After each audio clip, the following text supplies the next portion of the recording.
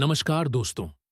आज से लगभग 200 करोड़ साल पहले जब धरती पर इंसान का नाम निशान भी नहीं था, तब भारत के पश्चिमी हिस्से में एक विशाल पर्वत श्रृंखला खड़ी हुई। गुजरात से लेकर राजस्थान, हरियाणा और दिल्ली तक फैली 700 किलोमीटर लंबी दीवार। यह दुनिया की सबसे पुरानी पर्वत श्रृंखलाओं में से एक है। नाम है अरावली। ये सिर्फ पहाड़ नहीं है, ये हमारी हवा, हमारा पानी और हमारा भविष्य है। हजारों सालों से अरावली ने एक बेहद अहम काम किया है। थार रेगिस्तान को फैलने से रोका है। अगर अरावली न होती तो आज दिल्ली, हरियाणा, पश्चिमी उत्तर प्रदेश और मध्य प्रदेश रेत में दबे होते। ग्राउंड वाटर बेहद नीचे चला जाता, पानी का संकट और भी भयानक होता और दिल्ली की हवा शायद सांस लेने लायक भी नहीं रहती। अरावली की पहाड़ियां रेत और धूल को रोकती हैं, बारिश को जमीन में उतारती है और पूरे एनसीआर के लिए ग्रीन लंग्स की तरह काम करती है। लेकिन आज उसी अरावली पर सबसे बड़ा खतरा मंडरा रहा है। भारत सरकार ने अरावली की एक नई परिभाषा पेश की। इस परिभाषा के अनुसार 90% अरावली अब आधिकारिक तौर पर अरावली नहीं रहेगी। यानी उन पहाड़ियों पर निर्माण करना, खनन करना, जंगल काटना काफी आसान हो जाएगा। जब यह खबर बाहर आई तो राजस्थान और हरियाणा की सड़कों पर लोग उतर आए। एक ही नारा गूंजा, नो अरावली नो लाइफ। अब समझते हैं असली खेल। नई परिभाषा कहती है सिर्फ वही पहाड़ अरावली माने जाएंगे जिनकी ऊंचाई 100 मीटर से ज्यादा हो। लेकिन सवाल यह है, ऊंचाई नापी कहां से जाएगी? दुनिया में पहाड़ों की ऊंचाई समुद्र तल से नापी जाती है, लेकिन अरावली के मामले में सरकार कहती है आसपास की जमीन से ऊंचाई नापी जाएगी।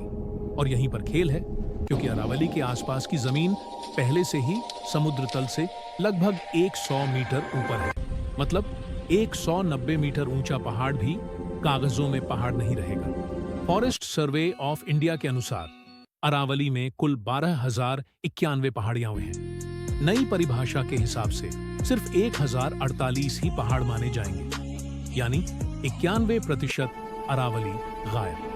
20 नवंबर 2025 को सुप्रीम कोर्ट ने इस परिभाषा को स्वीकार कर लिया और सस्टेनेबल माइनिंग की बात कही।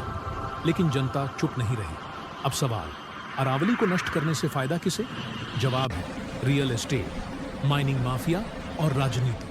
गुरुग्राम, फरीदाबाद जैसे इलाकों से अरावली गुजरती है। यहाँ जमीन की कीमत आसमान छूती है।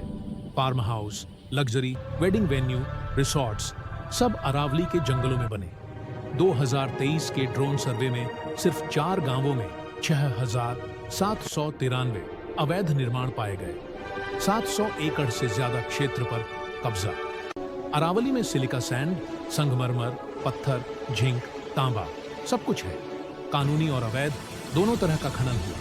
2004, 2009, 2011 सुप्रीम कोर्ट ने कई बार बैन लगाया। फिर भी 2011 से 2017 के बीच सिर्फ राजस्थान में 100 लाख टन से ज्यादा अवैध खनन हुआ। और 2022 में DSP Surendra Singh mining mafia की ट्रक से कुचलकर हत्या। अरावली टूटती है तो रेगिस्तान फैलता है, जमीन बंजर होती है, भूजल 1000 से 2000 फीट नीचे चला जाता है, झीलें सूख जाती हैं, बारिश के दिन कम होते हैं, दिल्ली की हवा और जहरीली हो जाती है। अरावली के 12 गैप्स से थार की रेत एनसीआर में घुस चुकी है। यह भविष्य नहीं, यह वर्तमान है। 21 दिसंबर को सुप्रीम कोर्ट ने 100 मीटर परिभाषा पर अस्थायी रोक लगाई। एक नई एक्सपर्ट कमेटी बनेगी। लेकिन दोस्तों, कानून तभी बदलेगा जब जनता दबाव बनाएगी। अरावली बचेगी तो हम बचेंगे, क्योंकि नो अरावली नो लाइफ।